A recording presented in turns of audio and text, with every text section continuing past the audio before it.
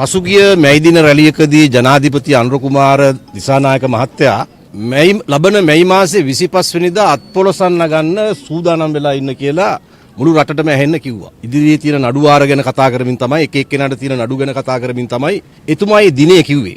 එයින් එතුමා අදහස් කරේ වෙන මොකක්වත් නෙවෙයි විරුද්ධ පක්ෂයේ කිසියම් දේශපාලඥයෙකුට අදාළ යම්කිසි අධිකරණ තීරණයක් ගැනෙනවා කියන එක. දැන් අද පොලිසිය මේ මැයි 18 වෙනිදා අපි රණවිරු ස්මාරකයේට මල් ටික තියන්න ගියාම ඒක වළක්වලා අද පොලිසිය මෙතනට ඇවිල්ලා පැමිණිලි කළේ අපිව ජූලි 3 දක්වා රිමාන්ඩ් බන්ධනාගාර ගත කරා. එතකොට එහෙම වුණා නම් අනුර කුමාර ජනාධිපතිවරයා හිතනවා ඇති එයාගේ ගෝල බාලයන්ට අත්පොලසන් ගැනීමට අද හේතුවක් නිර්මාණය වෙනවයි කියලා. නමුත් ගරු අධිකරණය ඒ සතුට උන්ට ලබා දෙන අන්දමේ තීරණයක් දුන්නේ නැහැ. ඉදිරිපත් කරලා තිබිච්ච චෝදනාවන් සලකා බලලා අප ලබා දීම සිදු කරනු ලැබුවා. අපි සූදානම් අධිකරණය හමුවේ අපට වෙච්ච වැරද්ද අපි දැනටමත් මානව හිමිකම් කොමිසමෙත් මේ ගැන පැමිණිලි කරලා තියෙනවා. ඒ වගේම මේ අධිකරණ කෘත්‍ය ඇතුළත් අපිට වෙච්ච අසාධාරණය සහ වැරද්ද ඔප්පු කර පෙන්වන්න අපි සූදානම්. අපි කියන්නේ ආණ්ඩුව මේ තරම් පහත් තත්වයකට ඇද වැටෙන්නේ ආයු කාලය අවසන් වෙන්න නියමිත නිසා. සාමාන්‍යයෙන් ඕනම ආණ්ඩුවක පාලනයක ආයු කාලය